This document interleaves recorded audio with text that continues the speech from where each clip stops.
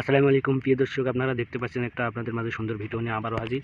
আমি এই ঘাসের জমিটাতে আমি সার দেওয়ার জন্য বোরন দিচ্ছি এবং ডিএবি ইউরিয়া। আমি আবারও সার দিচ্ছি যে জমিতে ঘাস দূরত্ব বড় করার জন্য, কারণ কুরবানি ঈদ আর বেশি দিন সময় নেই। এই জন্য আমি দূরত্ব ঘাস বড় করে নিচ্ছি সার দিয়ে এবং বোরন দিয়ে। আপনারা দেখতে পাচ্ছেন যে এই ঘাসটা আমি আবার কাটিং সংগ্রহ করে আমি আবার 1 বিঘা জমিতে লাগাবো। হ্যাঁ, আর আপনারা দেখতে পাচ্ছেন আর অল্প একটু ঘাস আছে। এই ঘাসটা শেষ হওয়া মাত্রই আমরা এই ঘাসটা সার দিচ্ছি যে জমিটাতে, এটা কাটি খাওয়ানোর জন্য আমি আবারও প্রস্তুত করে নিচ্ছি, সার দিয়ে বড় করে নিচ্ছি, সেচ দিচ্ছি। এবং আপনারা দেখছেন যে অলরেডি আমাদের ঘাস আজ থেকে 14 দিনের ভিতরে কাটার উপযোগী হয়ে যাবে। আমি আজকে সার দিচ্ছি, সার দেওয়ানোর পরে তারপরে এখন এই ঘাসটা শেষ হওয়া মাত্রই আমি এই ঘাসটা কাটার জন্য রেডি আর কি করে রাখতেছি।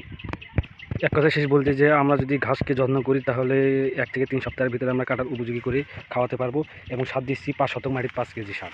এই 5 কেজি সার দেওয়ার পরে ঘাসটার দূরত্ব বেড়ে যাবে। পরবর্তী ভিডিও আবারও দেবো ঘাসটা কত বড় হলো আপনাদেরকে দেখানোর জন্য।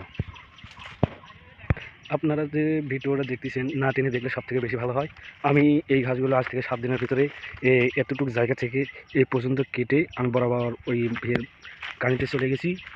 চলে যাওয়ার পরে ঘাসটা শেষ করে আমি আবারও এই যে জমিটাতে ঘাস দিচ্ছি, এটা ঘাস কাটার উপযোগী করে ফেলবো আজ থেকে 14 দিনের ভিতরে। ইনশাল্লাহ সকলে দোয়া করবেন সুন্দরভাবে যেন আমি আপনাদেরকে পরবর্তী ভিডিও দিতে পারি। যদি আর একটু ঘাসটাকে পরিচর্যা করানোর পরে আমরা সেগুলি 3 সপ্তাহের ভিতরে ঘাসটা কেটে খাওয়াতে পারবো। আপনারা দেখতে পাচ্ছেন যে মাটিটা যেরকম অবস্থায় আছে, আমরা যদি মাটিটার মতো খুব রাখি তাহলে সুন্দরভাবে আমরা ঘাসটা খুব তাড়াতাড়ি দূরত্ব করে বড় করে গরুকে খাওয়ায় রেডি করতে পারবো।